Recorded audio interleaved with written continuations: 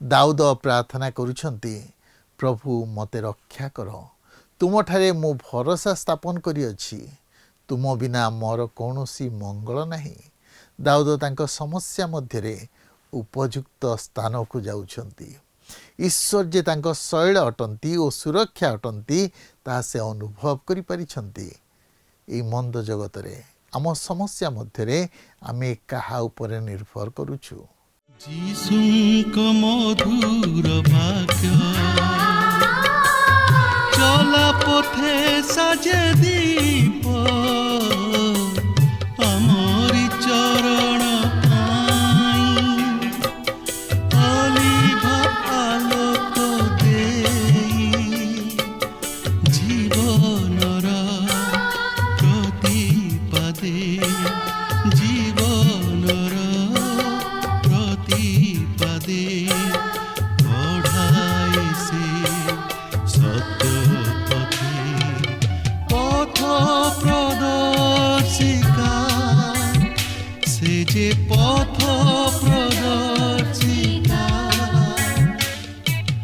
पथ प्रदर्शिका पथ प्रदर्शिका। प्रिय दर्शक बंधु नमस्कार। प्रभु जीशुंक मधुर नाम रे आपन को आजिर पथ प्रदर्शिका कार्यक्रम को स्वागत करुअछि। आपन किपरि अछंती? मोर विश्वास प्रभुंक दया अनुग्रहरु आपन निश्चय भल थिबे। आपन नियमित आम कार्यक्रम देखुछंती, शिक्षा लाभ करुछंती और आत्मिक जीवन रे बढ़ुछंती, सेथिबे मु विशेष आनंदित। आपन को मतामत निश्चय आमको टीवी स्क्रीन रे दिया जाइथिबा नंबर रे जणाइबे।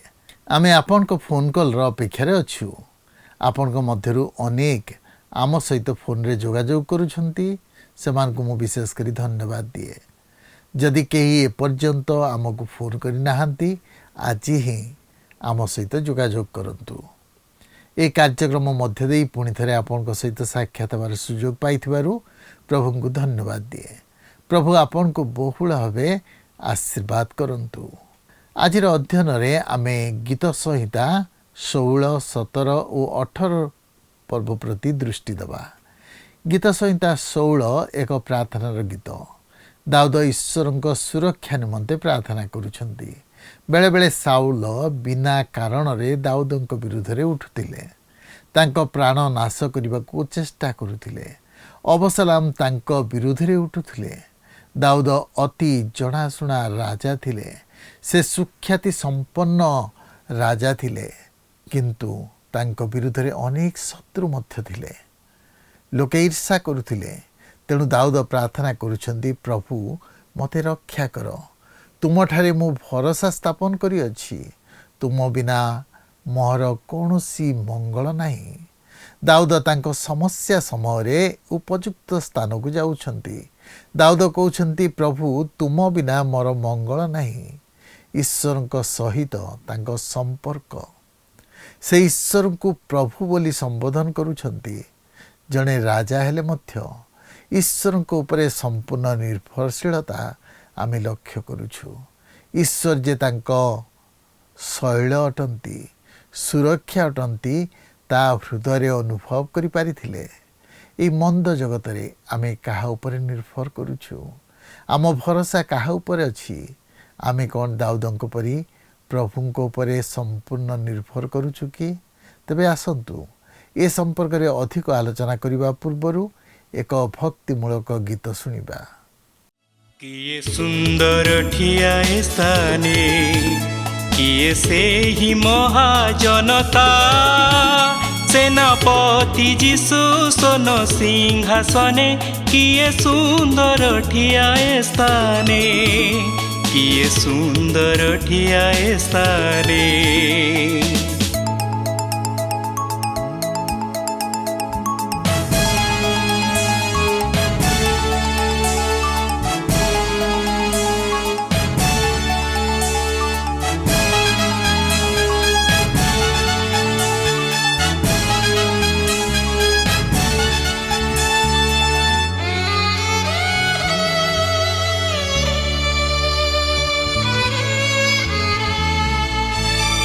तोड़ाए हेउ ଦିତୋଡ଼ା ହେଉ ପାଞ୍ଚ ହେଉ ଯାହା କାମେ ଲଗଇ, ଛୋଟ ହେଉ ବା ବଡ଼ ହେଉ କାମ ଯେ ପାଏ ପୁରା କରେ।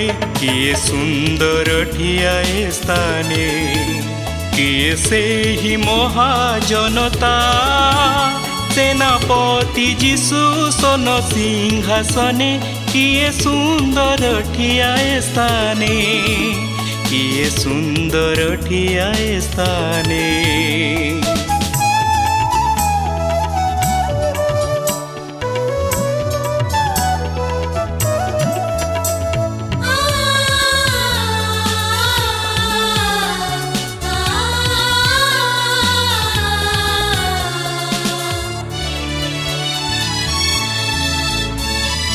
ନିସଙ୍ଗତାରେ ବା ଦରିଦ୍ରତାରେ ଲାଜାର ପରି ଯେ ଠିଆ ହୁଏ, କ୍ଷୁଧାରେ ହେଉ ତୃପ୍ତିରେ ହେଉ ବିଶ୍ୱାସକୁ ଯେ ଧରି ରଖେ। କିଏ ସୁନ୍ଦର ଠିଆଏ ସ୍ଥାନେ, କିଏ ସେହି ମହାଜନତା, ସେନାପତି ଯୀଶୁ ସୋନ ସିଂହାସନେ। କିଏ ସୁନ୍ଦର ଠିଆଏ ସ୍ଥାନେ, କିଏ ସୁନ୍ଦର ଠିଆଏ ସ୍ଥାନେ।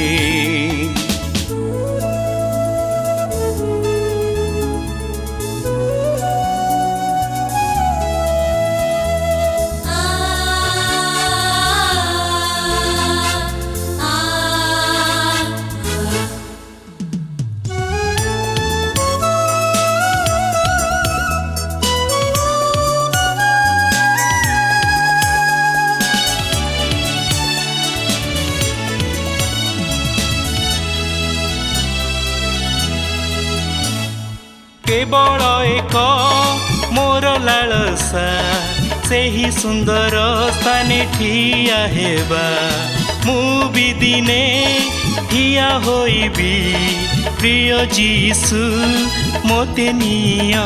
କିଏ ସୁନ୍ଦର ଠିଆଏ ସ୍ଥାନେ, କିଏ ସେହି ମହାଜନତା, ସେନାପତି ଯୀଶୁ ସୋନ ସିଂହାସନେ।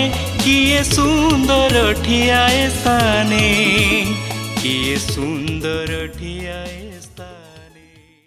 ଆସନ୍ତୁ ବର୍ତ୍ତମାନ ଆମେ ପ୍ରଭୁଙ୍କର ବାକ୍ୟ ମଧ୍ୟକୁ ଯିବା। ଆଜି ଆମେ ଗୀତ ସଂହିତା 16 ପର୍ବରୁ ଆରମ୍ଭ କରି 18 ପର୍ବ ପର୍ଯ୍ୟନ୍ତ ଅଧ୍ୟୟନ କରିବା ନିମନ୍ତେ ଯିବା। ତେବେ ଏହି ଗୀତ 16 ପର୍ବଠାରୁ 24 ପର୍ବ ମଧ୍ୟରେ ଆମେ ଆଉ ଏକ ବିଭାଗ ମଧ୍ୟରେ ପ୍ରବେଶ କରିବାକୁ ଯାଉଅଛୁ, କାରଣ ଗୀତ 16 ପର୍ବଠାରୁ 24 ପର୍ବର ବିଷୟବସ୍ତୁ ମଧ୍ୟରେ ଏକ ଯୋଗାଯୋଗ ତଥା ସମ୍ପର୍କ ରହିଥିବାର ଲକ୍ଷ୍ୟ କରିବାକୁ ପାରିବା। ଏହି 9ଟି ଯାକ ଗୀତର ମୂଳ ପ୍ରସଙ୍ଗ ଖ୍ରୀଷ୍ଟଙ୍କର ଭାବବାଣୀ ସେହି ବିଶ୍ୱସ୍ତ ଅବଶିଷ୍ଟ ଜିହୁଦୀମାନଙ୍କର ଭାବବାଣୀ ସହିତ ମିଶ୍ରିତ ହୋଇ ରହିଅଛି। ଗୀତ 16 ପର୍ବଟି ପୁନରୁତ୍ଥାନର ସଙ୍ଗୀତ ଆମମାନଙ୍କ ନିକଟରେ ପରିବେଷଣ କରେ। ଏହା ହେଉଛି ତୃତୀୟ ମସିହତ୍ୱ ଗୀତ। ଏହା 8 ପଦରେ ଖ୍ରୀଷ୍ଟଙ୍କ ଜୀବନକୁ ସ୍ପର୍ଶ କରେ, 9 ପଦରେ ଖ୍ରୀଷ୍ଟଙ୍କ ମୃତ୍ୟୁକୁ ସ୍ପର୍ଶ କରେ, 10 ପଦରେ ଖ୍ରୀଷ୍ଟଙ୍କ ପୁନରୁତ୍ଥାନକୁ ସ୍ପର୍ଶ କରେ ଓ 11 ପଦରେ ତାହାଙ୍କର ସ୍ୱର୍ଗାରୋହଣକୁ ସ୍ପର୍ଶ କରେ। ଖ୍ରୀଷ୍ଟଙ୍କର ପୁନରୁତ୍ଥାନ ବିଷୟ ନେଇ ନୂତନ ନିୟମରେ 3ଟି ଭିନ୍ନ ଭିନ୍ନ ସ୍ଥାନରେ ଏହି ଗୀତରୁ ନେଇ ଉପସ୍ଥାପିତ କରାଯାଇଅଛି। ଏହି ଗୀତର ମସିହତ୍ୱ ଭାବ ନୂତନ ନିୟମରେ ପବିତ୍ର ଆତ୍ମାଙ୍କ ସାକ୍ଷ୍ୟ ଦ୍ୱାରା ସମ୍ପୂର୍ଣ୍ଣ ଭାବେ ଉପସ୍ଥାପିତ କରାଯାଇଅଛି, ଯାହାକି ଆମେ ଲକ୍ଷ୍ୟ କରିପାରିବା। ଏହି ଗୀତଟିକୁ ଦାଉଦଙ୍କର ସୁବର୍ଣ୍ଣ ରତ୍ନ ବୋଲି କୁହାଯାଏ, କାରଣ ସେ ଆଗକୁ ଜଣକର ଆଗମନ ନିମନ୍ତେ ଅପେକ୍ଷା କରି ରହନ୍ତି, ଯେ କି ତାହାଙ୍କ ବଂଶରୁ ହିଁ ଆସୁଅଛନ୍ତି, ଯାହାଙ୍କ ବିଷୟ ନେଇ ସେ କହନ୍ତି, ଏହା ହିଁ ମୋହର ପରିତାଣ। ତେବେ ଦେଖନ୍ତୁ 16 ପର୍ବର ପ୍ରଥମ ପଦରେ ଏହିପରି ଲେଖା ଅଛି, ଦାଉଦଙ୍କର ମିକ୍ତାମ୍, ହେ ପରମେଶ୍ୱର ମୋତେ ରକ୍ଷା କର, କାରଣ ମୁଁ ତୁମ୍ଭର ଶରଣାଗତ ଅଟେ। ଏହା ପ୍ରକୃତିରେ ପ୍ରଭୁ ଯୀଶୁଖ୍ରୀଷ୍ଟଙ୍କର ସେହି ଚମତ୍କାର ସ୍ୱରକୁ ପ୍ରକାଶ କରେ, ଯେତେବେଳେ କି ସେ କହିଥିଲେ ଯେ ସେ ପିତା ଈଶ୍ୱରଙ୍କର ଅଭିମତକୁ ସାଧନ କରିବା ନିମନ୍ତେ ଆସିଅଛନ୍ତି ଓ ପିତାଙ୍କ ହସ୍ତରେ ଆପଣାକୁ ସମ୍ପୂର୍ଣ୍ଣ ରୂପେ ଉତ୍ସର୍ଗ କରିଅଛନ୍ତି। ଖ୍ରୀଷ୍ଟ ଯେତେବେଳେ ଏହି ଜଗତରେ ଆମମାନଙ୍କର ସମସ୍ତ ଭାର ତାହାଙ୍କ ନିଜ ଉପରେ ବହନ କଲେ, ସେତେବେଳେ ସେ ଜାଣି ଜାଣି ସେହି ବଶୀଭୂତ କରଣର ସ୍ଥାନ ଗ୍ରହଣ କଲେ। ସେ ସ୍ୱେଚ୍ଛାକୃତ ଭାବେ ମାନବ ରୂପ ଧାରଣ କଲେ। ଯାହା ମନୁଷ୍ୟକୁ ବହନ କରିବାକୁ ଥିଲା, ସେ ନିଜେ ତାହା ବହନ କଲେ। ସେ ନିଜେ ପିତା ଈଶ୍ୱରଙ୍କର ବଶୀଭୂତ ହୋଇ ତାହାଙ୍କର ଅଭିମତକୁ ସଫଳ କଲେ। ମନୁଷ୍ୟ ହିସାବରେ ମୋତେ ମଧ୍ୟ ତାହା ଚିନ୍ତା କରିବା ଆବଶ୍ୟକ ଯେ ପ୍ରକୃତିରେ ମନୁଷ୍ୟ କ'ଣ ଓ ଈଶ୍ୱର ମନୁଷ୍ୟ ନିମନ୍ତେ କ'ଣ ସାଧନ କରିଅଛନ୍ତି ଓ ସେ ତାହାଙ୍କର ବିଶ୍ୱାସୀମାନଙ୍କ ନିମନ୍ତେ କ'ଣ ସବୁ ମଙ୍ଗଳ ବିଷୟମାନ ସାଧନ କରିବା ପାଇଁ ଯାଉଅଛନ୍ତି। ଆଉ ସେହିସବୁ ଜାଣି ମୋତେ ମଧ୍ୟ ତାହାଙ୍କ ନିକଟରେ ବଶୀଭୂତ ହେବାକୁ ହେବ। ଗୀତ ରଚକ କହନ୍ତି, ହେ ପରମେଶ୍ୱର, ମୋତେ ରକ୍ଷା କର, କାରଣ ମୁଁ ତୁମ୍ଭର ଶରଣାଗତ ଅଟେ। ବାସ୍ତବରେ ପ୍ରଭୁ ଯୀଶୁଖ୍ରୀଷ୍ଟଙ୍କର ଏହା ଏକ ସୁନ୍ଦର ଛବି ପ୍ରଦାନ କରେ। ଏହା ଦାଉଦଙ୍କର ଛବି ଥିଲା ଓ ମୁଁ ବିଶ୍ୱାସ କରେ ଯେ ଏହା ମଧ୍ୟ ଆପଣଙ୍କର ଓ ମୋର ଛବି। ଆମେ ସେହି ଖ୍ରୀଷ୍ଟଙ୍କଠାରେ ବିଶ୍ୱାସ କରି ତାହାଙ୍କର ବଶୀଭୂତ ହେବା ଉଚିତ। ଏହାପରେ 16 ପର୍ବର 2 ପଦରେ ଲେଖା ଅଛି, ମୁଁ ସଦାପ୍ରଭୁଙ୍କୁ କହିଅଛି, ତୁମେ ମୋହର ପ୍ରଭୁ, ତୁମେ ବିନା ମୋହର କୌଣସି ମଙ୍ଗଳ ନାହିଁ। ପ୍ରିୟ ବନ୍ଧୁ, ଆପଣ କେବେ ସେହିପରି କହିଛନ୍ତି, ହେ ପ୍ରଭୁ, ତୁମେ ମୋହର ପ୍ରଭୁ, ତୁମେ ମୋର ସୃଷ୍ଟିକର୍ତ୍ତା, ତୁମେ ମୋର ଉଦ୍ଧାରକର୍ତ୍ତା? କିନ୍ତୁ ଆପଣ ତାହା କେବଳ ମୁଖରୁ ନୁହେଁ, ମାତ୍ର ହୃଦୟରୁ ତାହା କହନ୍ତୁ। ନତମସ୍ତକ ହୋଇ ତାହାଙ୍କର ପ୍ରଭୁତ୍ୱକୁ ସ୍ୱୀକାର କରନ୍ତୁ ଓ ତାହାଙ୍କର ବଶୀଭୂତ ହୁଅନ୍ତୁ ଓ ତାହାଙ୍କୁ ପ୍ରଭୁ ବୋଲି ଗ୍ରହଣ କରନ୍ତୁ ଓ ଜାଣନ୍ତୁ। କାରଣ ପ୍ରଭୁ ଯୀଶୁ ନିଜେ କହନ୍ତି, ମୋତେ ପ୍ରଭୁ ପ୍ରଭୁ ବୋଲି ଡାକନ୍ତି, ଏପରି ପ୍ରତ୍ୟେକ ସ୍ୱର୍ଗରାଜ୍ୟରେ ପ୍ରବେଶ କରିବେ ନାହିଁ, ମାତ୍ର ଯେ ମୋହର ସ୍ୱର୍ଗସ୍ଥ ପିତାଙ୍କ ଇଚ୍ଛା ସାଧନ କରେ ସେ ପ୍ରବେଶ କରିବ। ତେଣୁ ଯେତେବେଳେ ଆମେ ତାହାଙ୍କୁ ପ୍ରଭୁ ବୋଲି ସ୍ୱୀକାର କରୁ, ଆମେ ତାହାଙ୍କୁ ଜାଣିବା ଉଚିତ ଓ ତହିଁର ବାସ୍ତବ ମହତ୍ତ୍ୱକୁ ଉପଲବ୍ଧି କରିବା ଉଚିତ। 16 ପର୍ବର 3 ପଦରେ ଲେଖା ଅଛି, ପୃଥିବୀରେ ଯେଉଁ ପବିତ୍ର ଲୋକମାନେ ଅଛନ୍ତି ସେମାନେ ଆଦରଣୀୟ, ସେମାନଙ୍କଠାରେ ମୋହର ପରମ ସନ୍ତୋଷ। ଆପଣ ଦେଖନ୍ତୁ, ଏହି ପୃଥିବୀରେ ଥିବା ତାହାଙ୍କର ଭକ୍ତ ତଥା ସାଧୁମାନଙ୍କ ନିମନ୍ତେ ସେ ପ୍ରଭୁ ଅଟନ୍ତି। ମାତ୍ର ଏହି ସୌଭାଗ୍ୟ ପ୍ରତ୍ୟେକଙ୍କ ନିମନ୍ତେ ନୁହେଁ, ଯାହାକି ପରବର୍ତ୍ତୀ ପଦ ପ୍ରକାଶ କରେ। 4 ପଦରେ ଲେଖା ଅଛି, ଯେଉଁମାନେ ସଦାପ୍ରଭୁଙ୍କ ପରିବର୍ତ୍ତରେ ଅନ୍ୟ ଦେବତାକୁ ଗ୍ରହଣ କରନ୍ତି ସେମାନଙ୍କ ଦୁଃଖ ବଢ଼ିଯିବ। ସେମାନଙ୍କ ଦତ୍ତ ରକ୍ତର ପେୟ ନୈବେଦ୍ୟ ମୁଁ ଉତ୍ସର୍ଗ କରିବି ନାହିଁ, କିମ୍ବା ମୁଁ ସେମାନଙ୍କ ନାମ ଆପଣା ଓଷ୍ଠାଧରରେ ନେବି ନାହିଁ।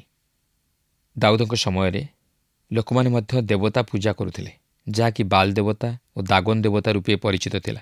ମାତ୍ର ଦାଉଦ କହନ୍ତି, ଯେଉଁମାନେ ସଦାପ୍ରଭୁଙ୍କ ପରିବର୍ତ୍ତରେ ଅନ୍ୟ ଦେବତାକୁ ଗ୍ରହଣ କରନ୍ତି ସେମାନଙ୍କ ଦୁଃଖ ବଢ଼ିଯିବ। 5 ଓ 6 ପଦରେ ଲେଖା ଅଛି, ସଦାପ୍ରଭୁ ମୋହର ଅଧିକାରର ଓ ପାନପାତ୍ରର ବାଣ୍ଟ ସ୍ୱରୂପ ତୁମ୍ଭେ ମୋହର ବାଣ୍ଟ ସ୍ଥିର କରୁଅଛ। ମୋ ପାଇଁ ମାପିବା ଦଉଡ଼ି ମନୋହର ସ୍ଥାନରେ ପଡ଼ିଅଛି। ହଁ, ମୁଁ ଉତ୍ତମ ଅଧିକାର ପାଇଅଛି। ଦାଉଦ କହନ୍ତି, ସଦାପ୍ରଭୁ ମୋର ଅଧିକାରର ବାଣ୍ଟ ସ୍ୱରୂପ। ପ୍ରଭୁ ଯୀଶୁ ଏହି ଜଗତକୁ ଆଗମନ କରି ଏହି ପାପର ଓ ଦୁଃଖର ଜଗତରେ ଚାଲି ତାଙ୍କର ସ୍ଥାନ ଗ୍ରହଣ କଲେ। ସେ ଏହି ଜଗତରେ ଜଣେ ବାସ୍ତବ ବିଦେଶୀ ଥିଲେ। ସେ ସଦାପ୍ରଭୁଙ୍କଠାରେ ଆନନ୍ଦ କଲେ। ତାହାଙ୍କ ଜୀବନରେ ଶାନ୍ତି ଓ ଆନନ୍ଦ ଥିଲା। ସେହି ପ୍ରଭୁ ଯୀଶୁଙ୍କଠାରେ ଆମମାନଙ୍କର ଶାନ୍ତି, ଆନନ୍ଦ ଓ ପରିତ୍ରାଣ ରହିଅଛି। ତାହାଙ୍କଠାରେ ଆମମାନଙ୍କର ଆତ୍ମିକ ଆଶୀର୍ବାଦ ସବୁ ରହିଅଛି। ଯୋହନ 10 ପର୍ବର 10 ପଦରେ ପ୍ରଭୁ ଯୀଶୁ କହନ୍ତି, ଚୋର କେବଳ ଚୋରି, ବଧ ଓ ବିନାଶ କରିବା ନିମନ୍ତେ ଆସେ। ସେମାନେ ଯେପରି ଜୀବନ ପାଆନ୍ତି ଓ ପ୍ରଚୁର ଭାବରେ ପାଆନ୍ତି, ଏଥିନିମନ୍ତେ ମୁଁ ଆସିଅଛି। ଏପରିକି ଯୋହନ 15 ପର୍ବର 11 ପଦରେ ପ୍ରଭୁ ଯୀଶୁ କହନ୍ତି, ମୋହର ଆନନ୍ଦ ଯେପରି ତୁମାନଙ୍କଠାରେ ଥାଏ ଆଉ ତୁମାନଙ୍କର ଆନନ୍ଦ ଯେପରି ପୂର୍ଣ୍ଣ ହୁଏ, ଏଥିନିମନ୍ତେ ମୁଁ ଏ ସମସ୍ତ ତୁମାନଙ୍କୁ କହିଲି। ଏହାପରେ 16 ପର୍ବର 7 ପଦରେ ଲେଖା ଅଛି, ମୁଁ ସଦାପ୍ରଭୁଙ୍କର ଧନ୍ୟବାଦ କରିବି, ସେ ମୋତେ ମନ୍ତ୍ରଣା ଦେଇଅଛନ୍ତି। ଆହୁରି ରାତ୍ରିକାଳରେ ମୋହର ଚିତ୍ତ ମୋତେ ଉପଦେଶ ଦିଏ। ଆପଣ ଯେତେବେଳେ ରାତ୍ରିରେ ଶୋଇପାରନ୍ତି ନାହିଁ, ସେତେବେଳେ କ'ଣ ଭାବନ୍ତି? ମାତ୍ର ଗୀତ ରଚକ ପ୍ରଭୁଙ୍କ ବିଷୟରେ ଭାବୁଥିଲେ। ବର୍ତ୍ତମାନ ଆମେ ଯେଉଁ ପଦଗୁଡ଼ିକ ଅଧ୍ୟୟନ କରିବାକୁ ଯିବା, ତାହା ସବୁ ନୂତନ ନିୟମରେ ସ୍ଥାନ ପାଇଅଛି। ଦେଖନ୍ତୁ, 16 ପର୍ବର 8ରୁ 10 ପଦ ମଧ୍ୟରେ ଲେଖା ଅଛି, ମୁଁ ସର୍ବଦା ସଦାପ୍ରଭୁଙ୍କୁ ଆପଣା ସମ୍ମୁଖରେ ରଖିଅଛି। ସେ ମୋହର ଦକ୍ଷିଣ ପାଖରେ ଥିବାରୁ ମୁଁ ବିଚଳିତ ହେବି ନାହିଁ। ଏଥିପାଇଁ ମୋହର ଅନ୍ତଃକରଣ ଆନନ୍ଦିତ ଓ ମୋର ଗୌରବ ଉଲ୍ଲସିତ ହୁଏ। ମୋ ଶରୀର ମଧ୍ୟ ନିରାପଦରେ ବାସ କରିବ, କାରଣ ତୁମ୍ଭେ ମୋ ପ୍ରାଣକୁ ପାତାଳରେ ପରିତ୍ୟାଗ କରିବ ନାହିଁ, କିମ୍ବା ତୁମ୍ଭେ ଆପଣା ପବିତ୍ର ଜନକୁ କ୍ଷୟ ପାଇବାକୁ ଦେବ ନାହିଁ। ଏହା ପ୍ରଭୁ ଯୀଶୁଖ୍ରୀଷ୍ଟଙ୍କ ପୁନରୁତ୍ଥାନର ଗୀତ। ନୂତନ ନିୟମରେ ସେହି ପେଣ୍ଟିକଷ୍ଟ ଦିନରେ ଏହା ଥିଲା ପିତରଙ୍କ ସମ୍ବାଦର ମୂଳ ବିଷୟବସ୍ତୁ। ସେ ପ୍ରଭୁ ଯୀଶୁଖ୍ରୀଷ୍ଟଙ୍କର ପୁନରୁତ୍ଥାନକୁ ଭିତ୍ତି କରି ପ୍ରେରିତ 2 ପର୍ବର 25ରୁ 31 ପଦରେ, ଗୀତ 16 ପର୍ବର 8 ପଦରୁ 10 ପଦକୁ ଆଣି ଉପସ୍ଥାପିତ କରିଥିଲେ। ପିତର ସ୍ପଷ୍ଟ ଭାବେ ପ୍ରକାଶ କରନ୍ତି ଯେ ଗୀତ 16 ପର୍ବର 8 ପଦରୁ 10 ପଦ ପ୍ରଭୁ ଯୀଶୁଖ୍ରୀଷ୍ଟଙ୍କର ପୁନରୁତ୍ଥାନର ବିଷୟକୁ ପ୍ରକାଶ କରେ। ପାଉଲ ମଧ୍ୟ କହନ୍ତି ଯେ ଏହି ଗୀତ 16 ପର୍ବଟି ପ୍ରଭୁ ଯୀଶୁଖ୍ରୀଷ୍ଟଙ୍କ ପୁନରୁତ୍ଥାନର ଗୀତ, ଯାହାକି ପ୍ରେରିତ 13 ପର୍ବର 35 ପଦରୁ 37 ପଦ ମଧ୍ୟରେ ଲକ୍ଷ୍ୟ କଲେ ଆମେ ଜାଣିବାକୁ ପାରୁ। ଏହାପରେ ଗୀତ 16 ପର୍ବର 11 ପଦରେ ଆମେ ପ୍ରଭୁ ଯୀଶୁଖ୍ରୀଷ୍ଟଙ୍କ ସ୍ୱର୍ଗାରୋହଣର ବିଷୟ ଭାବାଣୀ ଆକାରରେ ପ୍ରକାଶ କରାଯାଇଥିବାର ଲକ୍ଷ୍ୟ କରିବାକୁ ପାରୁ। 16 ପର୍ବର 11 ପଦରେ ଏହିପରି ଲେଖା ଅଛି, ତୁମ୍ଭେ ମୋତେ ଜୀବନର ପଥ ଦେଖାଇବ, ତୁମ୍ଭ ସମ୍ମୁଖରେ ଆନନ୍ଦର ପୂର୍ଣ୍ଣତା ଥାଏ, ତୁମ ଦକ୍ଷିଣ ପାଖରେ ନିତ୍ୟ ସୁଖଭୋଗ ଥାଏ। ଦେଖନ୍ତୁ, ବାସ୍ତବରେ ଏହା ଏକ ଚମତ୍କାର ମସିହତ୍ୱ ଗୀତ ଓ ତାହାଙ୍କ ପୁନରୁତ୍ଥାନର ଗୀତ। ଏହାପରେ ଆମେ 17 ପର୍ବ ମଧ୍ୟକୁ ଯିବା। ଏହି ପର୍ବର ମୁଖ୍ୟ ପ୍ରସଙ୍ଗ ହେଉଛି ଦାଉଦଙ୍କର ଏକ ପ୍ରାର୍ଥନା, ଯେତେବେଳେ କି ସେ ଭୟଙ୍କର ବିପଦରେ ପଡ଼ିଥିଲେ। ବର୍ତ୍ତମାନ ପ୍ରଶ୍ନ ଆସେ, ଏହା କେତେବେଳେ ଲେଖାଯାଇଥିଲା? ଏହା ତାଙ୍କର ସେହି ପ୍ରାନ୍ତରର ଅନୁଭୂତି ମଧ୍ୟ ଦେଇ ଆସିଥିଲା। ଯାହା ଜଣାଯାଏ, ଯେତେବେଳେ ସାଉଲ ଓ ତାହାଙ୍କର ଲୋକମାନେ ଦାଉଦଙ୍କୁ ଧରିବା ନିମନ୍ତେ ତାହାଙ୍କର ନିକଟକୁ ଆସିଥିଲେ, ସମ୍ଭବତଃ ସେହି ସମୟର ଘଟଣାକୁ ପ୍ରକାଶ କରେ। ଏହି ଗୀତଟି ଈଶ୍ୱରଙ୍କ ଉପରେ ଦାଉଦଙ୍କର ନିର୍ଭରତାକୁ ପ୍ରକାଶ କରେ। ମାତ୍ର ଶେଷରେ ଏହାକୁ ଭଲ ଭାବେ ବିଶ୍ଳେଷଣ କଲେ ଆମେ ଜାଣିବାକୁ ପାରୁ ଯେ ଏହା ମୁଖ୍ୟତଃ ପ୍ରଭୁ ଶ୍ରୀଖ୍ରୀଷ୍ଟଙ୍କୁ ପ୍ରକାଶ କରେ। ଏହି ଗୀତ ଆଜି ମଧ୍ୟ ଆମମାନଙ୍କ ନିମନ୍ତେ ପ୍ରାର୍ଥନା ସ୍ୱରୂପ ହୋଇପାରିବ, ଯେତେବେଳେ କି ଆମେ ସେହିପରି ଦୁଃଖ, କ୍ଲେଶ ବା ବିପଦର ମଧ୍ୟ ଦେଇ ଗତି କରୁ। ଏହି ଗୀତଟିକୁ ଅଧ୍ୟୟନ କରିବାକୁ ଯିବା ସମୟରେ ଆମେ ମନ ମଧ୍ୟରେ ଏହି ବିଷୟ ରଖିବା ଉଚିତ ଯେ ଆମେ ଏକ ନୂତନ ବିଭାଗ ମଧ୍ୟରେ ପ୍ରବେଶ କରିଅଛୁ, ଯାହାକି ଭାବବାଣୀ ଆକାରରେ ଖ୍ରୀଷ୍ଟଙ୍କୁ ଉପସ୍ଥାପିତ କରାଏ। ତେବେ 17 ପର୍ବର ପ୍ରଥମ 3 ପଦରେ ଏହିପରି ଲେଖା ଅଛି, ଦାଉଦଙ୍କର ପ୍ରାର୍ଥନା, ହେ ସଦାପ୍ରଭୁ, ନ୍ୟାୟବାଦ ଶୁଣ, ମୋ କାକୁକ୍ତିରେ ମନୋଯୋଗ କର, ନିଷ୍କପଟ ଓଷ୍ଠରୁ ନିର୍ଗତ ମୋ ପ୍ରାର୍ଥନାରେ କର୍ଣ୍ଣପାତ କର। ତୁମ ଛାମୁରୁ ମୋ ବିଚାରର ନିଷ୍ପତ୍ତି ଆସୁ, ତୁମର ଚକ୍ଷୁ ନ୍ୟାଯ୍ୟ ବିଷୟ ନିରୀକ୍ଷଣ କରୁ। ତୁମେ ମୋର ଅନ୍ତଃକରଣ ପରୀକ୍ଷା କରିଅଛ, ତୁମେ ରାତ୍ରିକାଳରେ ମୋର ତତ୍ତ୍ୱାନୁସନ୍ଧାନ କରିଅଛ। ତୁମେ ମୋତେ ପରଖ କରି କିଛି ପାଇନାହଁ, ମୋହର ମୁଖ ଅପରାଧ ନ କରିବ ବୋଲି ମୁଁ ସ୍ଥିର କରିଅଛି। ଏହା ଦାଉଦଙ୍କର ପ୍ରାର୍ଥନା। ସମ୍ଭବତଃ ସାଉଲଙ୍କ ହେତୁ ଯେତେବେଳେ ସେ ବିପଦରେ ପଡ଼ିଥିଲେ, ଏହି ପ୍ରାର୍ଥନା ତାଙ୍କର ହୃଦୟ ମଧ୍ୟରୁ ଆସିଥିଲା ଓ ସେ ଯାହା ପ୍ରକୃତିରେ ଭାବୁଥିଲେ ତାହା ହିଁ ପ୍ରକାଶ କରିଥିଲେ। ସେ ଯାହା କହିଥିଲେ ତହିଁରେ କୌଣସି ଅବିଶ୍ୱସ୍ତତା ଦେଖାଯାଇନଥିଲା। ତେବେ ଏହି ସମସ୍ତ ଶବ୍ଦଗୁଡ଼ିକ ପ୍ରଥମେ ଖ୍ରୀଷ୍ଟଙ୍କ ପ୍ରତି ପ୍ରଯୁଜ୍ୟ ହେବା ଉଚିତ। ଯେତେବେଳେ ଗୀତରଚକ 17 ପର୍ବର ପ୍ରଥମ ପଦରେ ତାହାଙ୍କର ପ୍ରାର୍ଥନାରେ ନିଷ୍କପଟ ଓଷ୍ଠରୁ ନିର୍ଗତ ମୋ ପ୍ରାର୍ଥନାରେ କର୍ଣ୍ଣପାତ କର ବୋଲି କହନ୍ତି, ଏହା ବାସ୍ତବରେ ପ୍ରଭୁଙ୍କର ପ୍ରକୃତ ଛବି ପ୍ରଦାନ କରେ। ପିତର ପ୍ରଭୁ ଯୀଶୁଙ୍କ ବିଷୟ ନେଇ ପ୍ରଥମ ପିତର 2 ପର୍ବର 22 ଓ 23 ପଦରେ ଏହିପରି ପ୍ରକାଶ କରନ୍ତି, ସେ କୌଣସି ପାପ କଲେ ନାହିଁ, କେବଳ ତାହାଙ୍କ ମୁଖରେ କୌଣସି ଛଳ କଥା ନଥିଲା। ସେ ନିନ୍ଦା ପାଇବା ସମୟରେ ଫେରି ନିନ୍ଦା କଲେ ନାହିଁ, ଦୁଃଖ ଭୋଗ କରିବା ସମୟରେ ପ୍ରତିହିଂସା କରିବାକୁ ଭୟ ଦେଖାଇଲେ ନାହିଁ, କିନ୍ତୁ ନ୍ୟାୟ ବିଚାରକର୍ତ୍ତାଙ୍କ ହସ୍ତରେ ସମସ୍ତ ବିଷୟ ସମର୍ପଣ କଲେ। ଏହାପରେ 17 ପର୍ବର 4 ପଦରେ ଲେଖା ଅଛି, ମନୁଷ୍ୟର କାର୍ଯ୍ୟ ବୁଝି ମୁଁ ତୁମ ଓଷ୍ଠାଧରର ବାକ୍ୟ ଦ୍ୱାରା ଦୁର୍ଜନର ପଥରୁ ଆପଣାକୁ ରକ୍ଷା କରିଅଛି। ସେହି ଦୁର୍ଜନ ଶୟତାନ ବ୍ୟତୀତ ଅନ୍ୟ କେହି ନୁହେଁ।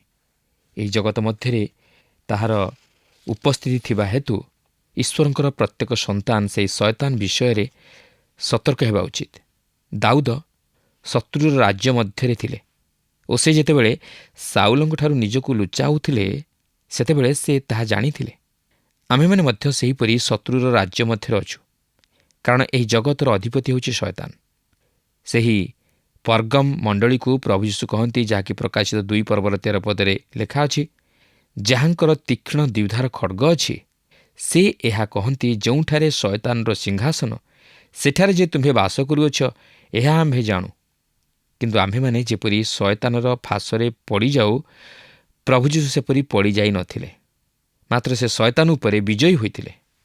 ଏହାପରେ 17 ପର୍ବର 5 ଓ 6 ପଦରେ ଭକ୍ତ ଦାଉଦ କହନ୍ତି, ମୁଁ ତୁମ୍ଭକୁ ଡାକିଅଛି, କାରଣ ହେ ପରମେଶ୍ୱର, ତୁମ୍ଭେ ମୋତେ ଉତ୍ତର ଦେବ। ଦାଉଦ ଜାଣିଥିଲେ ଯେ ତାହାଙ୍କର ପ୍ରାର୍ଥନା ଶୁଣାଯାଇଅଛି। ପ୍ରଭୁ ଯୀଶୁଖ୍ରୀଷ୍ଟ ତାହାଙ୍କର ନିଜ ଲୋକମାନଙ୍କ ସହିତ ନିଜକୁ ପରିଚିତ କରାଇଲେ।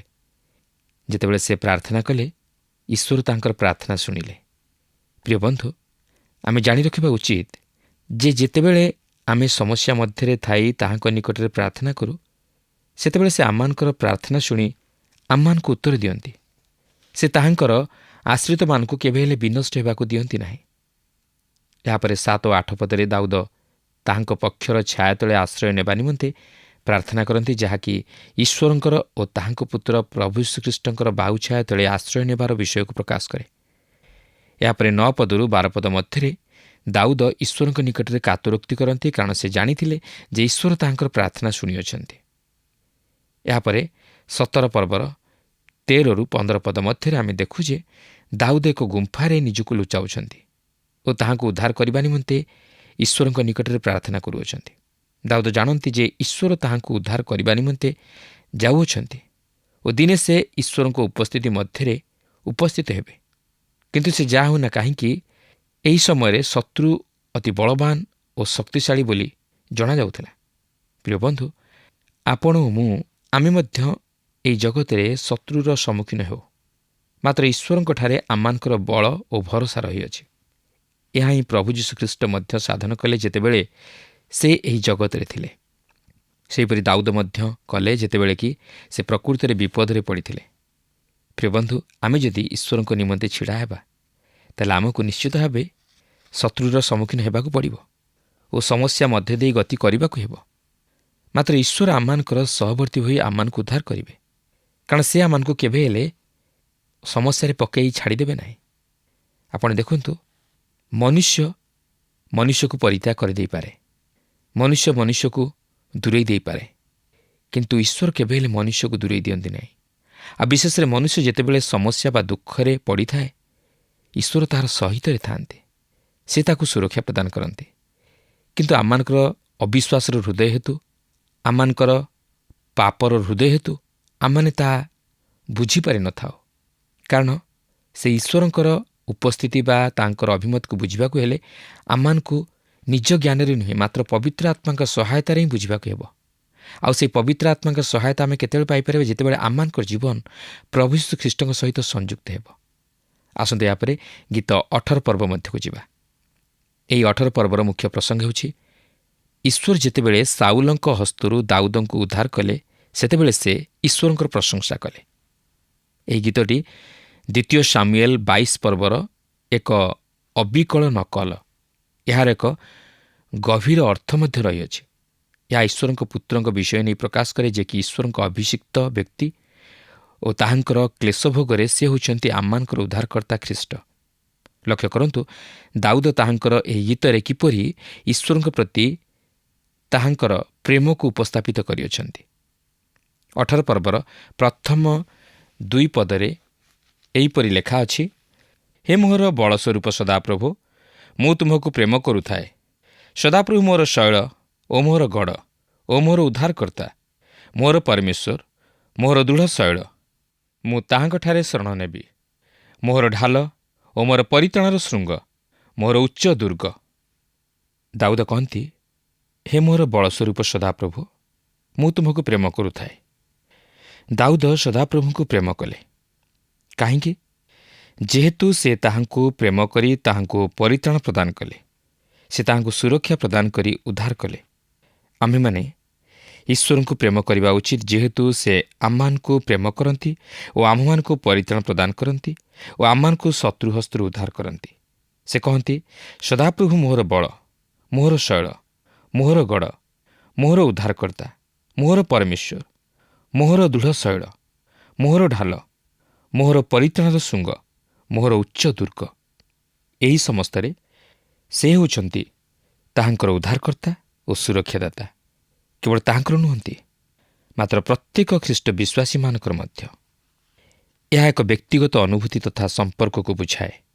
ଏହାପରେ 18 ପର୍ବର 3 ପଦରେ ଲେଖା ଅଛି, ମୁଁ ପ୍ରଶଂସନୀୟ ସଦାପ୍ରଭୁଙ୍କୁ ଡାକିବି, ତହିଁରେ ମୁଁ ଆପଣା ଶତ୍ରୁଗଣଠାରୁ ନିସ୍ତାର ପାଇବି। ଦାଉଦ କହନ୍ତି, ମୁଁ ପ୍ରଶଂସନୀୟ ସଦାପ୍ରଭୁଙ୍କୁ ଡାକିବି। କାହିଁକି? ଯେହେତୁ ସେ ପ୍ରଶଂସା ପାଇବା ନିମନ୍ତେ ଯୋଗ୍ୟ। ଏହାପରେ 18 ପର୍ବର 4 ପଦରୁ 50 ପଦ ମଧ୍ୟରେ ଏହା ପୁନର୍ବାର ଦାଉଦଙ୍କ ଜୀବନର ଅନୁଭୂତି ମଧ୍ୟ ଦେଇ ପ୍ରଭୁ ଯୀଶୁଖ୍ରୀଷ୍ଟଙ୍କୁ ସ୍ପର୍ଶ କରେ। ବିଶେଷରେ ଏହା ପ୍ରଭୁ ଯୀଶୁଖ୍ରୀଷ୍ଟଙ୍କର ଜୀବନକୁ ପ୍ରକାଶ କରେ, ଯିଏକି କହନ୍ତି, ମୃତ୍ୟୁର ରଜ୍ଜୁ ମୋତେ ବେଷ୍ଟନ କଲା, ପାପାଧମତା ରୂପ ପ୍ଲାବନ ମୋତେ ଭୟଗ୍ରସ୍ତ କଲା। ଏହା ସେହି ପ୍ରଭୁ ଯୀଶୁଖ୍ରୀଷ୍ଟଙ୍କର କ୍ଲେଶ ଭୋଗ ଓ ତାହାଙ୍କର କ୍ରୁଶୀୟ ମୃତ୍ୟୁ ଓ ତାହାଙ୍କର ପୁନରୁତ୍ଥାନର ବିଷୟକୁ ପ୍ରକାଶ କରେ, ଯାହାଙ୍କ ମଧ୍ୟ ଦେଇ ଈଶ୍ୱରଙ୍କର ପାପୀ ମନୁଷ୍ୟ ପ୍ରତି ବାସ୍ତବ ପ୍ରେମ ଓ ଉଦ୍ଧାରର ପରିଚୟ ମିଳେ, ତାହାଙ୍କର ଅନୁଗ୍ରହକୁ ଉପଲବ୍ଧି କରିହୁଏ। ତେବେ ମୁଁ ସେହିସବୁକୁ ଏଠାରେ ଆଲୋଚନା କରିବା ପାଇଁ ଯାଉନାହିଁ, ମାତ୍ର ଦାଉଦ ତାହାଙ୍କ ଜୀବନର ଅନୁଭୂତି ମଧ୍ୟ ଦେଇ ଈଶ୍ୱରଙ୍କର ସେହି ପ୍ରେମ ଓ ଉଦ୍ଧାରର କାର୍ଯ୍ୟକୁ ଖ୍ରୀଷ୍ଟ ଯୀଶୁଙ୍କ ଜୀବନ ମଧ୍ୟ ଦେଇ ସାଧିତ ହେବାର ବିଷୟକୁ ଭାବାଣୀ ଆକାରରେ ଯେଉଁପରି ଭାବେ ଉପସ୍ଥାପିତ କରି ଈଶ୍ୱରଙ୍କର ପ୍ରଶଂସା କରିଅଛନ୍ତି ଓ ଈଶ୍ୱରଙ୍କୁ ଗୌରବ ଦେଇଅଛନ୍ତି, ତାହା ପ୍ରତ୍ୟେକ ଖ୍ରୀଷ୍ଟ ବିଶ୍ୱାସୀ ଅନୁକରଣ କରିବା ଉଚିତ ଓ ଖ୍ରୀଷ୍ଟଙ୍କୁ ଗ୍ରହଣ କରି ପିତା ଈଶ୍ୱରଙ୍କର ଗୌରବ ଓ ପ୍ରଶଂସା କରିବା ଉଚିତ। ଏହାପରେ 18 ପର୍ବର 49 ଓ 50 ପଦରେ ଏହିପରି ଲେଖା ଅଛି, ଏହେତୁ ହେ ସଦାପ୍ରଭୁ, ମୁଁ ଗୋଷ୍ଠୀୟମାନଙ୍କ ମଧ୍ୟରେ ତୁମର ଧନ୍ୟବାଦ କରିବି ଓ ତୁମ ନାମର ପ୍ରଶଂସା ଗାନ କରିବି। ସେ ଆପଣା ରାଜାକୁ ମହାପରିତ୍ରାଣ ପ୍ରଦାନ କରନ୍ତି ଓ ଆପଣା ଅଭିଷିକ୍ତ ପ୍ରତି ଦାଉଦ ପ୍ରତି ଓ ତାହାର ବଂଶ ପ୍ରତି ଅନନ୍ତକାଳ ସ୍ନେହପୂର୍ଣ୍ଣ କରୁଣା ପ୍ରକାଶ କରନ୍ତି। ପ୍ରିୟ ବନ୍ଧୁ, ଈଶ୍ୱର ଚାହାନ୍ତି ଆମେ ଯେପରି ତାହାଙ୍କୁ ପ୍ରେମ କରୁ ଓ ତାହାଙ୍କର ଗୌରବ ପ୍ରଶଂସା ପ୍ରକାଶ କରୁ, ତାହାଙ୍କର ଉଦ୍ଧାରର କାର୍ଯ୍ୟକୁ ଓ ଅନୁଗ୍ରହକୁ ସ୍ମରଣ କରି ତାହାଙ୍କର ଧନ୍ୟବାଦ କରୁ। ପ୍ରଭୁ ପ୍ରତ୍ୟେକଙ୍କୁ ଆଶୀର୍ବାଦ କରନ୍ତୁ। ଆଶା କରୁ ଆଜିର କାର୍ଯ୍ୟକ୍ରମ ଆପଣଙ୍କୁ ନିଶ୍ଚୟ ଭଲ ଲାଗିଥିବ। ଆମେ ଯେତେବେଳେ ଅଧ୍ୟୟନ କରୁଥିଲୁ, ଲକ୍ଷ୍ୟ କଲୁ ଯେ ଦାଉଦ ତାଙ୍କ ବିଶ୍ୱାସକୁ ଘୋଷଣା କରୁଛନ୍ତି। ସେ କହୁଛନ୍ତି, ପ୍ରଭୁ ତୁମେ ମୋ ବଳ। ସେ ନିଜ ବଳ ବିଷୟରେ କହୁନାହାନ୍ତି, କିନ୍ତୁ ଈଶ୍ୱରଙ୍କୁ କହୁଛନ୍ତି ତୁମେ ମୋର ବଳ। ଆଜି କ'ଣ ଆମ ନିର୍ଭରଶୀଳତା ପ୍ରଭୁଙ୍କ ଉପରେ ସମ୍ପୂର୍ଣ୍ଣ ରୂପେ ଅଛି କି? ଦାଉଦ ଈଶ୍ୱରଙ୍କୁ କିପରି ବର୍ଣ୍ଣନା କରୁଛନ୍ତି? କେତେବେଳେ ବର୍ଣ୍ଣନା କରୁଛନ୍ତି? ସେତେବେଳେ ମୃତ୍ୟୁ ତାଙ୍କୁ ଘେରିଥିଲା, ସେ ସମସ୍ୟା ମଧ୍ୟରେ ଥିଲେ, ସେହି ସମୟରେ ପ୍ରଭୁ ରକ୍ଷା କଲେ। ଆଜି କ'ଣ ପ୍ରଭୁଙ୍କ ଉପରେ ଭରସା କରୁଛୁ କି? ସେ ସବୁ ପ୍ରକାର ସମସ୍ୟାର ରକ୍ଷା କରିବାକୁ ସମର୍ଥ ଅଟନ୍ତି। ଆଜି କ'ଣ ସମ୍ପୂର୍ଣ୍ଣ ପ୍ରଭୁଙ୍କ ଉପରେ ଆମମାନେ ବିଶ୍ୱାସ କରୁଛୁ କି? ଆଜି ତ ଆମ ସମୟ ଶେଷ ହେଲାଣି। ପରବର୍ତ୍ତୀ କାର୍ଯ୍ୟକ୍ରମରେ ପୁଣି ଆପଣଙ୍କ ସହିତ ସାକ୍ଷାତ ହେବ, କିନ୍ତୁ ବିଦାୟ ନେବା ପୂର୍ବରୁ ଆସନ୍ତୁ ପ୍ରାର୍ଥନା କରିବା। ଦୟାଳୁ ପ୍ରେମମୟ ପ୍ରଭୁ, ଆମେ ତୁମର ଧନ୍ୟବାଦ କରୁଅଛୁ ତୁମ ଦୟା, ତୁମ ଅନୁଗ୍ରହ, ତୁମ ପ୍ରେମ ପାଇଁ। ପ୍ରଭୁ, ତୁମେ ଆମମାନଙ୍କୁ କେତେ ଯେ ପ୍ରେମ କରିଛ, ଅନୁଗ୍ରହ କରିଛ। ପ୍ରଭୁ, ଆମମାନଙ୍କ ସମସ୍ୟା ମଧ୍ୟରୁ ତୁମେ ଆମମାନଙ୍କୁ ଉଦ୍ଧାର କରିଛ। ଯେତେବେଳେ ପ୍ରଭୁ ମୃତ୍ୟୁ ଆମ ଚତୁର୍ଦିଗରେ ଘେରିଥିଲା, ସେତେବେଳେ ତୁମେ ଆମମାନଙ୍କ ରକ୍ଷକ ହେଲ, ପାଳକ ହେଲ, ଆମମାନଙ୍କୁ ଉଦ୍ଧାର କଲ। ପ୍ରଭୁ, ମୋର ଦର୍ଶକ ବନ୍ଧୁମାନଙ୍କୁ ତୁମେ ବହୁଳ ଭାବେ ଆଶୀର୍ବାଦ କର। ସେମାନଙ୍କ ଜୀବନର ସମସ୍ୟାରୁ ତୁମେ ସେମାନଙ୍କୁ ଉଦ୍ଧାର କର। ପ୍ରଭୁ, ସେମାନେ ଯେପରି ତୁମ ଉପରେ ନିର୍ଭର ରଖିବେ, ସେହି ଅନୁଗ୍ରହ ତୁମେ ଦାନ କର। ତୁମେ ଆମମାନଙ୍କ ପ୍ରାର୍ଥନା ଶୁଣିଲ, ଧନ୍ୟବାଦ ଦେଇ ଏହି ପ୍ରାର୍ଥନା ପ୍ରିୟ ଯୀଶୁଙ୍କ ନାମରେ ମାଗିଲୁ, ଆମେନ୍। ଗତ ପ୍ରଶ୍ନର ଉତ୍ତରଟି ହେଉଛି ବି ଇସ୍ରାଏଲ। ଆଜିର ପ୍ରଶ୍ନଟି ହେଉଛି, ଗୀତ 16 ପର୍ବଟି କେଉଁ ବିଷୟରେ କହେ? ଏ ପୁନରୁତ୍ଥାନ, ବି ମୃତ୍ୟୁ, ସି ଭୟ, ଡି ସମସ୍ୟା।